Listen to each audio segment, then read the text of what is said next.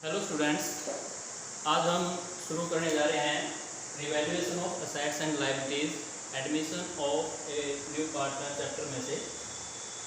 हमें पता है कि जब भी कोई नया साझेदारी फर्म में आता है, प्रवेश लेता है, उस टाइम पे 5 तरह की एडजस्टमेंट्स हमें करनी होती हैं। सबसे पहली थी calculation of new profit sharing ratio. दूसरे नंबर पे हम कर चुके हैं अकाउंटिंग ट्रीटमेंट ऑफ गुडविल। और थर्ड जो है उस सीक्वेंस में revaluation of assets and liabilities. किसी भी फर्म के पास बहुत सारे असेट्स होते हैं, लायबिलिटीज होती हैं। उनकी बैलेंस शीट में जो भी वैल्यू रिकॉर्ड होती है, ज़रूरी नहीं वही उस टाइम पे उनकी मार्केट वैल्यू हो, तो वो वैल्यू घट भी सकती है और बढ़ भी सकती है। जब भी कोई प्रॉफिट शेयरिंग रेशियो में चेंज हो या कोई नया पार्टनर आए, उस डेट पे नए पार्टनर के एडमिशन के टाइम पे फर्म के पास जो भी है वो लॉस या प्रॉफिट वो पुराने पार्टनर का है, तो पुराने पार्टनर ही उसको, अगर प्रॉफिट है तो उनका है, लॉस है तो भी उनका है। तो इसलिए ज़रूरी हो जाता है कि उस टाइम पे हम जितने भी असेट्स और लायबिलिटीज़ हैं उनका पुनर्मूल्यांकन करें, उनको हम रीवैल्यू करें। तो ये ज़रूरी है क्योंकि अगर जो प्रॉफिट नए पार्टनर का है नहीं, यानी कि अगर असेट्स की वैल्यू बढ़ जाती है और बढ़ी हुई वैल्यू आने वाले साझेदार को मिल जाती है, तो वो अनवांटेड गेन उसको मिल जाता है। और इसके उल्टा अगर वैल्यू कम हो जाती है और उसकी एडजस्टमेंट ना की जाए तो उसको जो लॉस उसको नहीं होना चाहिए वो हो जाता है। तो इसलिए हम ज़रूरी है साझेदार के एडमिशन के time true and fair value assets और लायबिलिटीज़ की वो निकाली जाए। और इस काम के लिए एक अकाउंट बनाया जाता है जिसको बोलते हैं रिवैल्यूएशन अकाउंट, या इसको हम profit and loss adjustment account भी बोलते हैं। ये अकाउंट एक नॉमिनल अकाउंट है और यहाँ पे नॉमिनल अकाउंट के रूल लागू होंगे। ऑल एक्सपेंसेस और लॉसेस डेबिट होते हैं और ऑल इनकम और गेन क्रेडिट होते हैं। तो उसी में यहाँ पे इसका फॉर्मेट दिया हुआ है। तो सबसे पहले अगर किसी भी असेट की वैल्यू में कमी होती है, डिक्रीज होता है, तो असेट की वैल्यू का कम होना फर्म के लिए लॉस है, तो इसलिए ये रिवैल्यूएशन अकाउंट के डेबिट साइड में आएगा to decrease in value of asset. अगर असेट्स की वैल्यू इंक्रीज होती है तो ये फर्म के लिए लाभ की है स्थिति है, तो इसको हम क्रेडिट साइड में लिखेंगे by increase in value of asset. अब लायबिलिटी का केस इसके आगे उल्टा होता है, रिवर्स होता है। तो अगर वैल्यू लायबिलिटी की इंक्रीज होगी तो वो क्या है, फर्म के लिए लॉस है, तो इसको to increase in value of liability debit side में हम लिख देंगे।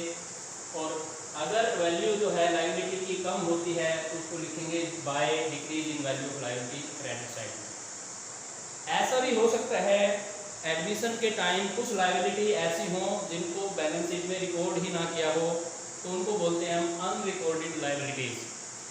अब इसको हम ये भी मान सकते हैं कि भाई ये इसकी वैल्यू पहले 0 थी और ये उतनी इंक्रीज होगी, या इसको मान लीजिए वो थी नहीं और एकदम से वो अराइज होगी लायबिलिटी, तो ये लॉस की सिचुएशन है और इसको हम डेबिट साइड में लिखेंगे टू अनरिकॉर्डेड लायबिलिटीज। और अगर ऐसी ही सिचुएशन असेट्स के केस में है, अनरिकॉर्डेड असेट है, तो ये प्रॉफिट की बात है फर्म के लिए, तो इसको हम by unrecorded assets credit side में लिख देंगे। तो ये सारी आइटम हैं जो रिवैल्यूएशन अकाउंट में आती हैं।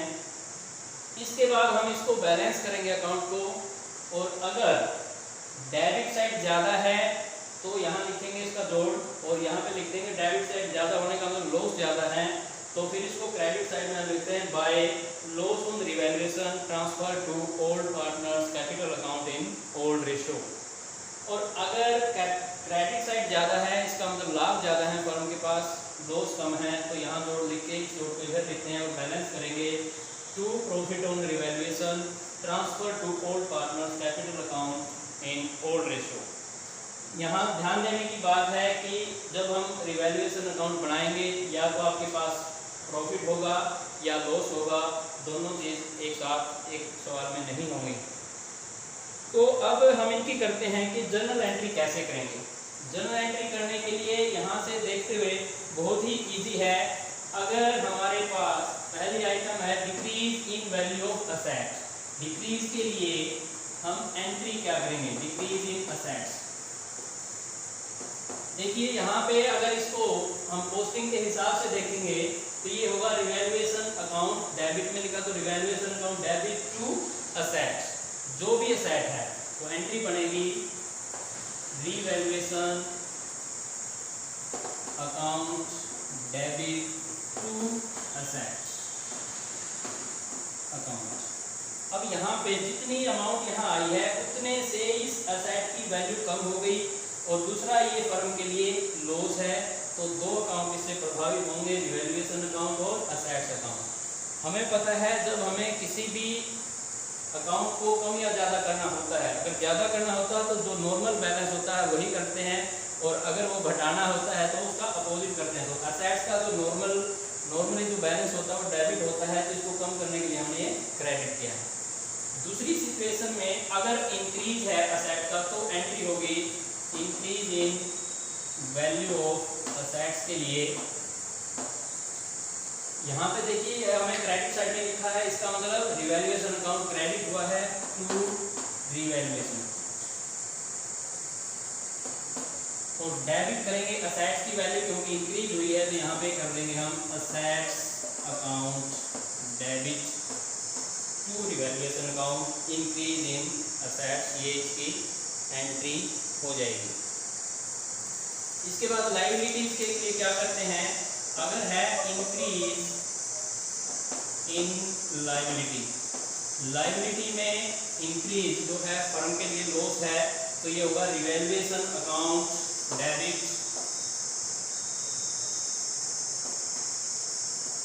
To liabilities. और अगर डिक्रीज इन लायबिलिटी है तो इसका उल्टा हो जाएगा डिक्रीज इन लायबिलिटी, तो ये प्रॉफिट है फर्म के लिए, तो यहाँ पे liabilities account debit to revaluation. फिर हम बात करते हैं अनरिकॉर्डेड लायबिलिटी की। ये फर्म के लिए लॉस की सिचुएशन है, तो यहाँ पे revaluation account debit to unrecorded liability, और अनरिकॉर्डेड असेट्स फर्म के लिए प्रॉफिट है, तो assets account debit to unrecorded assets. फिर हमें इसके लिए या तो प्रॉफिट होगा या लॉस होगा, उसकी एंट्री एक बार देख लेते हैं। पहला केस हम लेते हैं कि फर्म के पास प्रॉफिट है।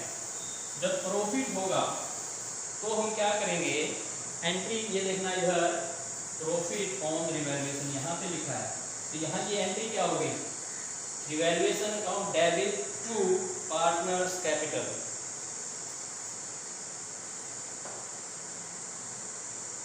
Revaluation account debit to all partners capital account. Capital भी हो सकता है, और अगर फिक्स कैपिटल है तो यहाँ पे हम करंट अकाउंट लिख देंगे। और अगर लॉस की सिचुएशन है तो loss transfer to capital account, तो वहाँ पे लिखेंगे हम old partners capital only current account debit to revaluation account.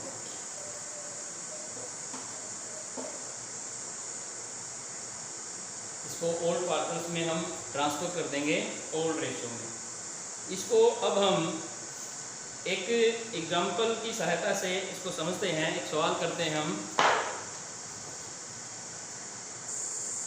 तो बच्चों अब हम एक एग्जाम्पल की सहायता से रिवैल्यूएशन अकाउंट को समझते हैं। ये एग्जाम्पल है आपके सामने। Balance sheet of Anurag and Bhavana who share profit in the ratio 2:1 as at 31 March 2017। Creditors हैं 65,900, अनुराग और भावना की कैपिटल है 30,000 और 20,000, कैश 1200, सन्ड्री डेटर्स 9,700 रुपये, स्टॉक 20,000 रुपये, प्लांट एंड मशीनरी 35,000 और बिल्डिंग है 50,000 रुपये। अब यहाँ पे 1/4/2017 को वो एडमिट करते हैं मोनिका को पार्टनरशिप फॉर्म में, और जो उसकी टर्म्स एंड कंडीशंस हैं वो ये हैं, तो ध्यान से देखो। ये सारी हमें एडजस्टमेंट्स करनी होंगी। Monika was given 1/3 share and brings ₹15,000 as capital and 6,000 as share of goodwill, यानी कि 1/3 शेयर के लिए इसको शामिल करते हैं। इसमें हमें calculation of new profit sharing ratio का ये पहला केस है जब सिर्फ नए पार्टनर के बारे में उसका शेयर दिया होता है और कोई जानकारी नहीं उसे, तो यहाँ पे उनकी ओल्ड रेशियो में ही जो पुराने पार्टनर शेयर करेंगे वही उसकी सैक्रिफाइसिंग रेशियो हो जाएगी और वो 15,000 कैपिटल लेके आएगी और 6,000 रुपये शेयर ऑफ गुडविल है। इसके बाद स्टॉक और plant and machinery reduce by 10%। यहाँ पे स्टॉक और प्लांट एंड मशीनरी इनकी वैल्यू जो है 10% से कम हो जाएगी। प्रोविजन फॉर डाउटफुल डेट्स जो है डेटर्स का 5% के रूप में मेंटेन किया जाएगा। बिल्डिंग जो है वो 20% इंक्रीज हो जाती हैं। इन्वेस्टमेंट जो कि 1400 रुपये की हैं, ये बैलेंस शीट में रिकॉर्ड नहीं है और इनको रिकॉर्ड में लेना है, इसका मतलब ये अनरिकॉर्डेड इन्वेस्टमेंट है। गुडविल जो है पार्टनर के द्वारा और पार्टनर के द्वारा विड्रा कर ली जाएगी। जो गुडविल का जो दूसरे केस का दूसरा भाग का रिटेन नहीं है, विड्रा की जाएगी। इस क्वेश्चन में हमें क्या करना है, जर्नल एंट्री पास करनी है, रिवैल्यूएशन अकाउंट बनाना है, कैपिटल अकाउंट बनाना है और बैलेंस शीट बनाना है। अब बच्चों ये क्वेश्चन हम सोल्व करेंगे, इससे पहले आप इसको नोट कर लीजिए या फिर आप इसका स्क्रीनशॉट लीजिए ताकि हम सवाल को सोल्व कर पाएँ। आइए अब हम इस क्वेश्चन को सोल्व करते हैं।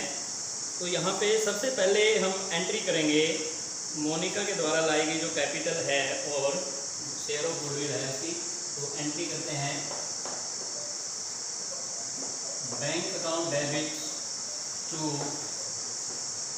मोनिका's capital account to premium for goodwill account।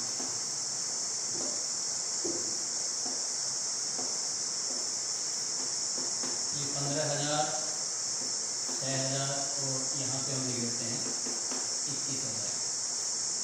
पहली एंट्री नरेशन लिखेंगे, capital and premium for goodwill brought in cash। दूसरी एंट्री, अब हम क्या करना है, हमें प्रीमियम फॉर गुडविल जो है इसको ओल्ड पार्टनर्स के कैपिटल अकाउंट में हमें ट्रांसफर करना है। तो एंट्री करेंगे प्रीमियम फॉर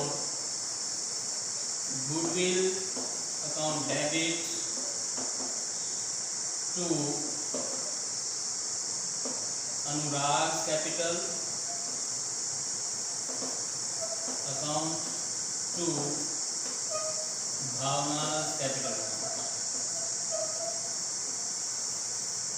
और इसको हमें ट्रांसफर करना है इनकी सैक्रिफाइसिंग रेशियो में। तो सैक्रिफाइसिंग रेशियो क्योंकि हमें एडमिटिंग पार्टनर का शेयर दिया हुआ है, इसलिए जो ओल्ड पार्टनर हैं वो उसी रेशियो में शेयर करेंगे प्रॉफिट जिस रेशियो में पहले से करते थे। तो उनकी रेशियो 2:1 है, तो हम यहाँ सैक्रिफाइसिंग रेशियो भी 2:1 होगी और ये 4,000 और 2,000 बनता है। तो नरेशन लिखेंगे premium for goodwill transfer to old partners capital account in sacrificing ratio. अब इसी के संदर्भ में हमें एक इंफॉर्मेशन और दी हुई है, एडजस्टमेंट दी हुई है, जो ओल्ड पार्टनर्स हैं वो कैपिटल को विड्रा करेंगे। तो विड्रा करेंगे तो हम क्या करते हैं, उनकी कैपिटल को डेबिट करेंगे। तो यहाँ पे एंट्री होगी Anurag capital account debit 4,000, Bhavana capital account debit 2,000 to bank account या कैश अकाउंट, जो भी सवाल में दिया होता है वो एक करेंगे। तो इसमें हमें बैलेंस शीट में कैश दिया है तो इसको भी हम कैश से करते हैं। यहाँ भी आप कैश कर देंगे और यहाँ पे भी हम कैश अकाउंट ही लिखेंगे।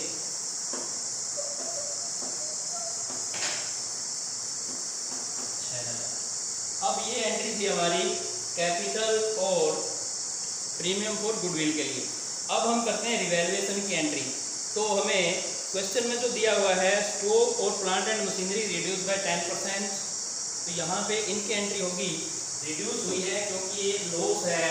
तो यहाँ पे हम रिवैल्यूएशन अकाउंट डेबिट करेंगे, revaluation account debit to of account to plant and machinery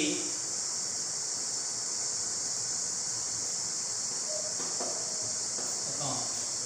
अब 10% देखते हैं। स्टॉक जो है वो है 20,000 का 10% बनता है 2,000 और प्लांट एंड मशीनरी है 35,000, तो 35,000 का 10% बनता है 3,500।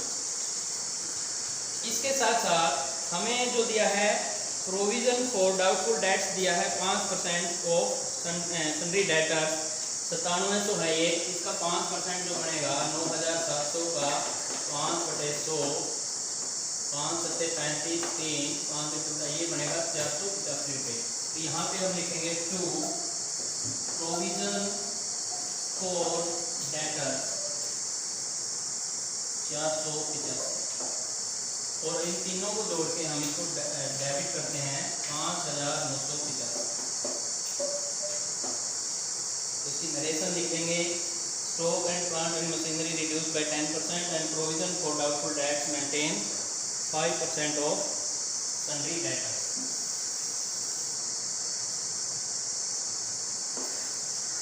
इसके बाद जो नेक्स्ट एडजस्टमेंट दी हुई है, कुछ जो हमारे असेट्स हैं उनकी वैल्यू इंक्रीज होती है, वो है इन्वेस्टमेंट है। एक तो अनरिकॉर्डेड इन्वेस्टमेंट है 1,400 रुपये, और दूसरा है जो बिल्डिंग की वैल्यू है वो 20% इंक्रीज होती है, और बिल्डिंग हमारी है 50,000, उसका 20% होता है 10,000, तो ये इंक्रीज हो जाएंगी। Building account debit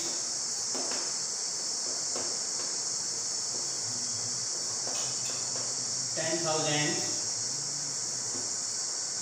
investment account debit 1,400 to revaluation 11,400।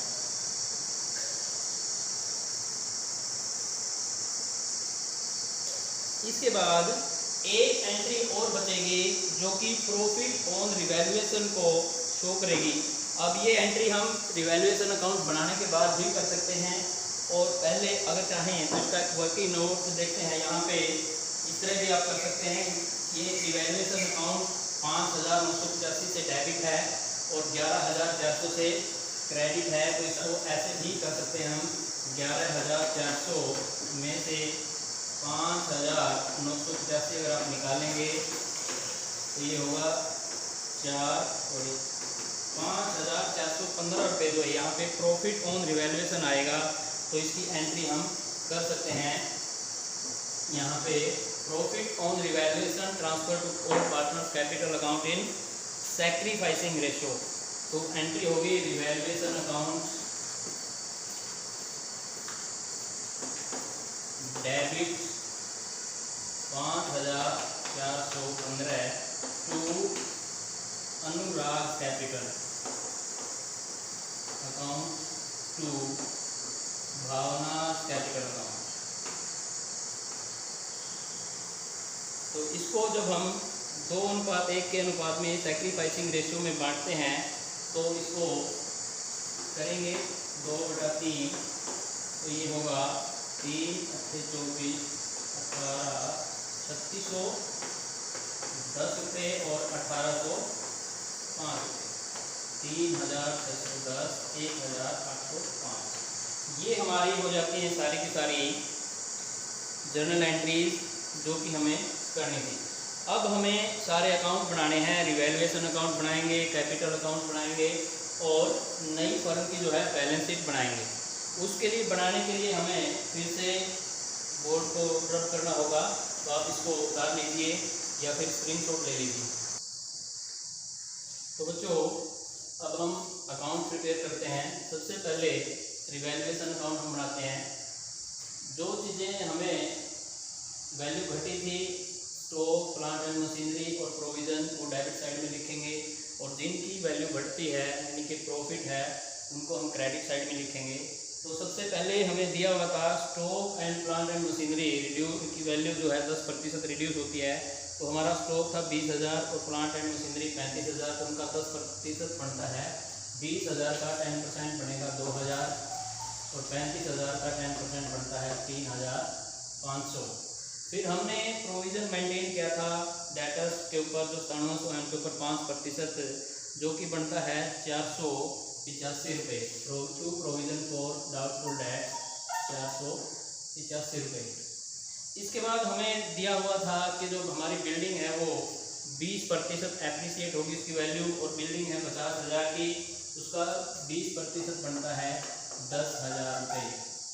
और हमें इन्वेस्टमेंट दी हुई है जो अनरिकॉर्डेड हैं 1400 रुपये की, उनको हमें रिकॉर्ड करना है, तो उनको भी हम बाय इन्वेस्टमेंट ऐसे लिखेंगे।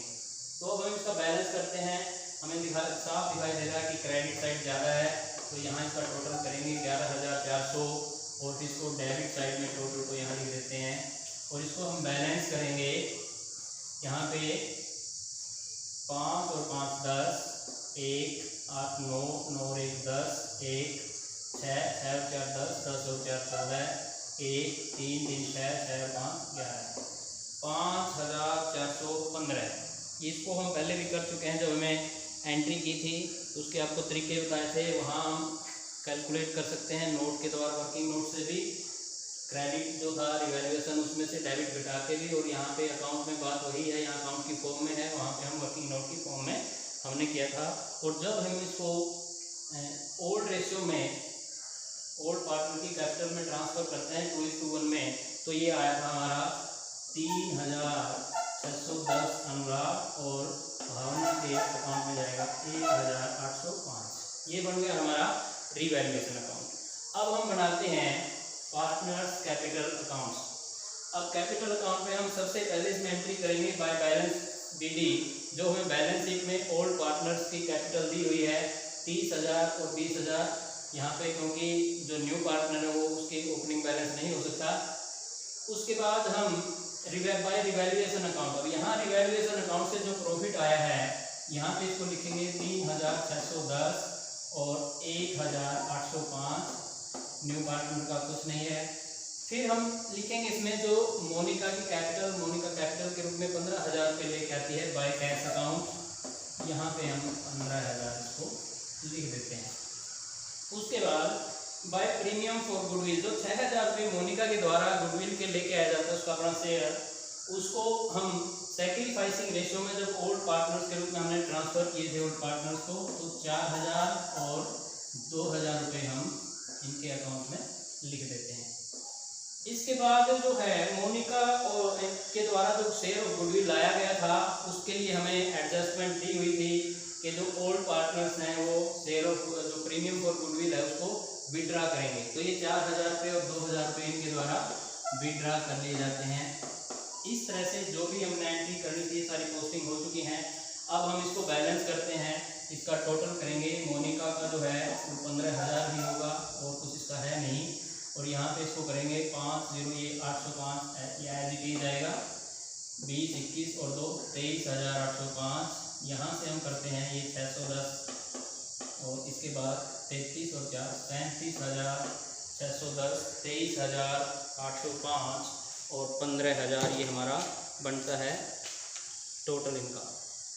अब इसको हम डेबिट साइड में टोटल यहाँ पे लिख देंगे 37,610, 23,805 और 15,000। फिर यहाँ पे टू बैलेंस शीट इसको बैलेंस कर देंगे, ये 4,000 यहाँ पे होगा, 33 और 4 35, 33,610, इसमें से 2 घटाएंगे तो 21,805 और यहाँ पे कुछ नहीं घटना इसमें, इसका बैलेंस होगा 15,000।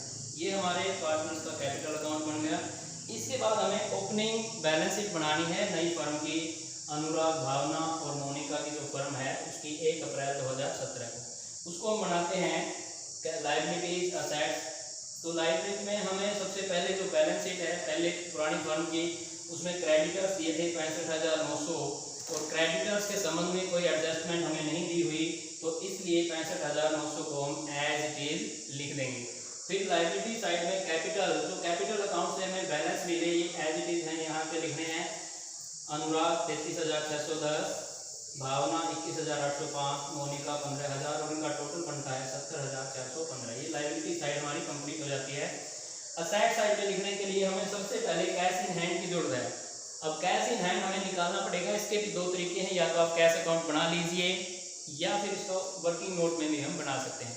वर्किंग नोट में जब बनाएंगे तो हमें ओपनिंग बैलेंस 1200 दिया हुआ है, उसके बाद जो मोनिका के द्वारा 15,000 कैपिटल के और 6,000 शेयर ऑफ गुडविल के लाए थे 21,000 वो जोड़ देंगे, ये बन जाता है 22,200। और इसमें से जो ओल्ड पार्टनर थे उन्होंने जो ये 6,000 रुपये निकाले, इसको फिर से निकाले, घटेगा ये कैश फर्म का, तो ये बचता है 16,200। तो ये 16,200 को हम कैश इन हैंड लिखेंगे, बैलेंस 16,200। फिर जो बाकी चीज़ें हमें असेट साइड में ओल्ड जो हमारी बैलेंस शीट थी दो पार्टनर की, अनुराग और भावना की, उसमें एडजस्टमेंट करते हुए हम आइटम्स लिखेंगे। सबसे पहले वहाँ सन्ड्री डेटर्स हमें दिए हुए थे 9,700, तो वहाँ पे जो प्रोविजन फॉर डाउटफुल डेट्स था 785 रुपये, इसको घटा के हम इसको लिखते हैं 9,215 रुपये। फिर हमें स्टॉक दिया हुआ था 20,000 और एडजस्टमेंट दी थी 10%, ये डिक्रीज होगा तो ये 18,000 रुपये, इसमें 20 में से 2,000 घटाएंगे 18,000 रुपये बनता है। फिर हमें इन्वेस्टमेंट दी थी 1,400 रुपये की अनरिकॉर्डेड इन्वेस्टमेंट, उसको लिखेंगे। और ऐसे ही प्लांट एंड मशीनरी का बैलेंस दिया था 35,000 रुपये और 10% डिक्रीज, उसमें से घटाते हैं 3,500 रुपये, तो 31,500 बचता है। और बिल्डिंग का जो बैलेंस है 50 रुपये था, उसमें 50,000 रुपये, उसमें 20% इंक्रीज के साथ 10,000 बनता है इंक्रीज, उसको जोड़ेंगे तो ये हो गया 60,000। और इसका हम टोटल करेंगे, ये बनता है 1,36,315 असेट साइड का टोटल और 1,36,315 ही बन जाता है लायबिलिटी साइड का टोटल। तो इसका मतलब हमारा जो क्वेश्चन है वो ठीक है। तो ये था हमारा टोटल रिवैल्यूएशन अकाउंट बनाने का। फिर से मैं बता दूं कि जब भी कोई भी एक नया साझेदार फर्म के अंदर शामिल होगा तो उस टाइम पे हमें असेट्स और लायबिलिटीज़ की ट्रू एंड फेयर वैल्यू निकालना ज़रूरी है, क्योंकि अगर असेट्स की वैल्यू में इंक्रीज होता है उसका बेनिफिट, जो अनवांटेड बेनिफिट अगर नए पार्टनर को मिल जाए वो भी गलत है, और अगर उनमें लॉस है वो अगर बियर करना पड़े नए साझेदार को वो भी गलत है। तो उसको जो उसका हिस्सा है पुराने पार्टनर का है एडमिशन से पहले प्रॉफिट या लॉस, वो उन्हीं को मिलना चाहिए। तो इसलिए हम रिवैल्यूएशन अकाउंट बनाते हैं, उसमें जो लॉस है डेबिट साइड में लिखेंगे सारे, प्रॉफिट क्रेडिट साइड में लिखते हैं, और वहाँ पे अगर प्रॉफिट आता है तो वो transfer to old partners capital account in old ratio, और अगर डेबिट साइड ज़्यादा होती है तो लॉस आता है वो भी ट्रांसफ़र हो जाएगा ओल्ड पार्टनर्स के कैपिटल अकाउंट में इन ओल्ड रेशो। तो मैं उम्मीद करता हूँ आप सबको ये टॉपिक अच्छे से समझ में आया होगा। तो इसको एक जो इतने भी क्वेश्चन बनते हैं आप उनको प्रिपेयर कीजिए, ये आपका टॉपिक पूरा होगा। अगर कोई डाउट है या क्वेरी है तो आप उनको कमेंट्स में दे सकते हैं, आपको सॉल्यूशन मिलेगा। और इसको चैनल को आप सब्सक्राइब और शेयर और लाइक करना ना भूलिए। Thank you.